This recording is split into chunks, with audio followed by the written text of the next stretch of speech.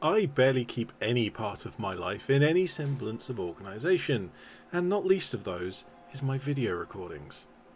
I recently recovered a long lost folder where I painted a Bura from the Stalker game series.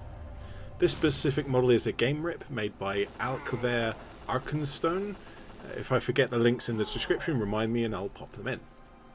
I painted this so long ago that it was actually 3D printed on my old printer. So not only is there the polygonal nature of it being a computer game model, there's also the comparative low quality of the 3D print as well. Because of that, I wasn't really interested in putting a lot of effort or time into painting this model at all. But that's not to say that I can't use some really simple techniques to make it seem striking from a distance if you don't look up too close. Before painting, I pressed in some Milliput under his cloak, as that ended up being extremely thin, and I had a reasonable attempt at repairing a print failure on one of his hands. After that, I primed him black rather than my usual grey, and this is so that I can have an overall darker tone which will match how the creature looks in the games. And it's also going to help me have a strong contrast between the darker points and the lighter points on the model, which is going to help with the very quick and simple techniques I'm going to use. Getting stuck in, I'm going to dry brush a dark brown mixed with black paint over the coat of the model. And this is going to make painting the mid-tone of the coat really quick. It's a little messy for sure, but that's okay, because I'm going to be really quick and I'm going to tidy up a little bit later on. Because I was mixing the black with the brown, it actually subtly hides the edges of the colour, so even now it looks less messy than if I'd have used the brown by itself. Immediately on top of this, I mix again the dark brown, but this time with a lighter brown, and repeat the process. And again, by mixing the pigments of each layer, dry brushing lightly, I'm able to work extremely quickly, and the effect will be forgiving where each brushstroke starts and ends, because each brushstroke has the same pigments as what's underneath. It's not a particularly amazing look, but given that it took me all of 7 minutes, including setting up the camera, it's actually fine. I'll finish this off with one last layer that will have a little bit of effort and time going in.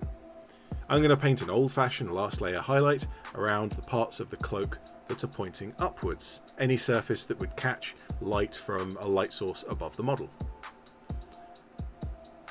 And I'm going to leave anything that's sideways or pointing down in darkness, and that means that a lot of those recesses by this point are still left with just the black primer showing.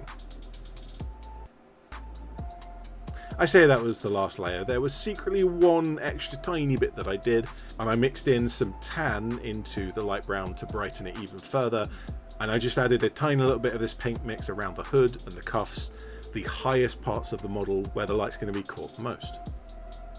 Given that this model is almost entirely coat and skin, finishing the coat means we're halfway done. Now, when I painted this model, I was practicing putting red into my lowest layers of skin. As skin is translucent, a little bit of light passing through the blood under the skin does tend to bring a subtle hint of that colour into the overall skin tone. However, this may have been a bit too much. I called him the Angry Beetroot. Highlighting up the skin was almost a little bit boring, just the usual ways of catching the shapes of the face and the hands, mixing the two paints that I was going to use, but in different proportions.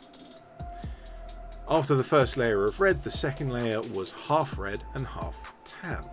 Now, tan is a light brown or a yellowy white brown, that kind of colour, and it's not usually used with painting skin, certainly not as a main colour. And what that's going to do is give me a very unhealthy looking skin. And what that's going to do is help me create a very unhealthy looking tone. The next layer up was roughly 3/4 of tan and 1 of red. And finally, just that unhealthy, unskin coloured tan for the very end. Now, I didn't want to spend any time at all on the details, but I did let myself do just the eyes. And I have a very easy and very quick way to paint eyes that are, you know, just about fine.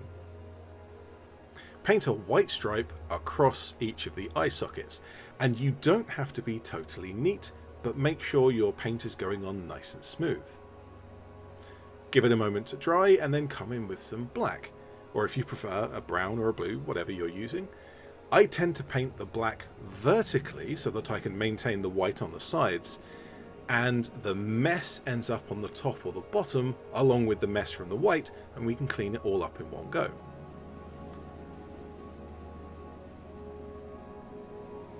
As we painted the eyes really quickly, they do kind of look terrible, but it's actually easier by quite a long way to clean up the eye socket than it is to paint the eyes neatly in the first place. I bring back some of that beetroot paint and carefully paint around the top of the cheek and the underneath of the brow until I get the shape how I wanted, and then just a little bit of highlighting on the brow and the cheeks to bring those back to where the rest of the face looks. And that's it. That's done. I really didn't want to put any more time into this model. It's all of 20 or 25 minutes of brush time. Now I'm going to tuck this in at the end of the video, even though it would have made more sense to put this at the beginning, but before I painted the Bureau, I did play a little bit of Call of Pripyat to make sure I knew roughly where I should be aiming with the painting. And as anyone who's fought the Bureau will know, I barely survived. There's a couple of frames in my screen recording that just about show the dark brown of the coat, and that gave me the ideas of how to paint the coat. And finding a shot of that gnarly, unhealthy skin, and showing that that really does have a lot of red in the recesses of the skin. I think for such a quick paint job, I captured the overall tone pretty well. Although it's certainly not my best work, it's good enough for what I wanted it to be. Maybe someday in the future I'll find a nicer model of this creature and spend a little longer painting it.